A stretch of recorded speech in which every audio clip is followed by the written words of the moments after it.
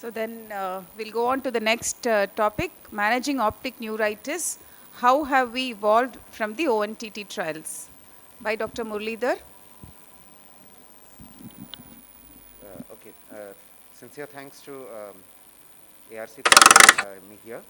So I would be discussing some changes that we have incorporated on our practice since ONTT. So the principal findings of the ONTT, we all know that IV pulse steroids hasten the recovery and the principal findings of the ONTT, we all know that IV pulse steroids only hasten the recovery. There was no long-term benefit, and oral steroids were actually counterproductive. And the value of MRI was in predicting the MS risk. But we must remember that the ONTT was done in a Caucasian population, much different from the Asian population, and there have been some changes. So ONTT likely cherry-picked MS in a population that did not have the other variants like NMO and MOG as common, because they did preserve sera from ONTT patients, and none of them tested positive for NMO. 4 of them tested positive for MOG. So IVMP still remains the initial treatment, but the long-term strategy and prognosis are different. And MRI is required to prognosticate as well as to predict the chance of recurrence.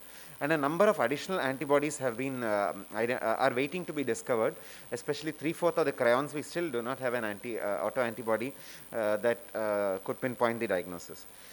So just an example, so we had a patient who complained of this gradual painless progressive decline in vision, and had a vision of counting fingers with disc edema. This was in the field, was in the normal this thing. So we have this thing. You have evidence of optic perineuritis, and the intracanalicular segment which is involved. Rest of the brain was normal. So this is not multiple sclerosis, and the findings of the ONTT would not apply directly here. You need to test for anti-NMO and anti-MOG in a cell-based immunofluorescence assay. Any other assay would ELISA or anything would give you false positive and false negative assays.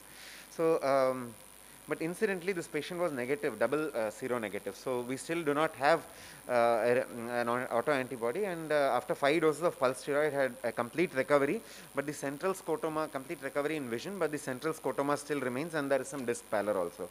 So this is a double seronegative optic neuritis, which again we do not know what antibody is going to crop up in future. So this patient, another typical patient, had pain during eye movement. So having burnt my fingers previously, even though the optic nerve functions, including the color vision and fields, were normal, we keep these patients who complain of typical pain elicited by eye movement and no orbital signs with normal corneal sensation. We keep them in follow-up for 2 weeks, because the ONTT did show us that the optic neuritis has a tendency to worsen over the first 2 weeks. The MRI was normal. So if the MRI is normal, according to ONTT, it is sufficient if you give pulse steroids, but here we have to test for anti-NMO and anti-MOG, and this patient was anti-MOG positive. So the way MOG differs in prognosis is that it is more common in children, can produce encephalomyelitis, and most importantly, if you do not give steroids, the outcome is not good. Even with steroids, though many people classify it as benign, the 4 patients in ONTT had severe disc pallor during the course. They had all received steroids. 30% of them have multiple recurrences. So first episode you treat with IV pulse steroids, but if you have a recurrence, you can give pulse steroids again, and if it sometimes it becomes steroid resistant. So for those patients, you have to either give IVIG or Plex. So I'll come to the treatment part shortly. So these are the clinical features. Male, female is equal, and it's bilateral, simultaneous, and hemorrhagic disc swelling can happen, and 1/4 of cryon is accounted to chronic relapsing inflammatory optic neuritis. 1/4 of that is accounted for by MOG. And you have, so we do not have a complete understanding. We do not as such have a MOG, seronegative MOGAD. So the treatment, there is considerable overlap with NMOSD. Here again we coordinate with the neurologist if if it becomes steroid resistant.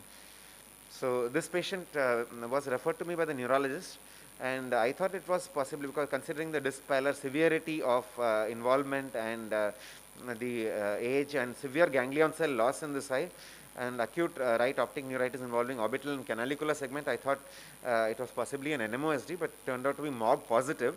And eventually over a period of time with mycophenolate mofetil, the patient did recover 6/6, but the severe disc pallor and severe field loss persists. So it may not always be a fairy tale, and this patient had multiple recurrences required. This was also a MOG positive, had multiple recurrences, eventually became steroid resistant, and underwent Plex and also was on IVIG and now on long-term mycophenolate mofetil. We have managed to keep her above the water level, and she continues to retain a vision of 6.6. So this patient, after receiving the first dose, developed sudden painful loss of vision. So the guideline here is, this is also another optic neuritis, and this patient turned out to be NMO positive. Okay, so if you notice here, patient doesn't always read the textbook and come. If you notice here, there's only a short segment that is involved. So typically it would possibly be a clinically isolated syndrome, but we did test for anti-NMO and anti-MOG, and this patient turned out to be NMO positive. So if the patient is NMO, if the patient is either optic neuritis, clinically isolated syndrome, or MOGAD, you can manage yourself. If it is NMO, please refer to the neurologist, because many of these patients do not have a very great prognosis. So again, patient was not had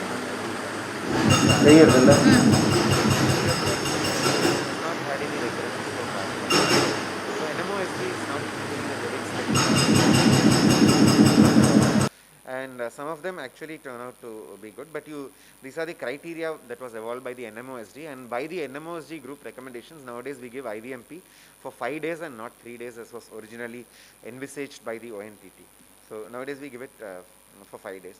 So NMOSD typically has the worst prognosis among the three, that is typical multiple sclerosis, MOGAD, and this thing. So these are the criteria for NMOSD, and this is from Dutra's paper that shows the classic involvement. And I would just wrap up with this. This patient came with a pie in the floor appearance and had typical evidence of multiple sclerosis. This was the first episode, so we treated her with IV methylprednisolone and referred her to the neurologist. Thank you, Dr.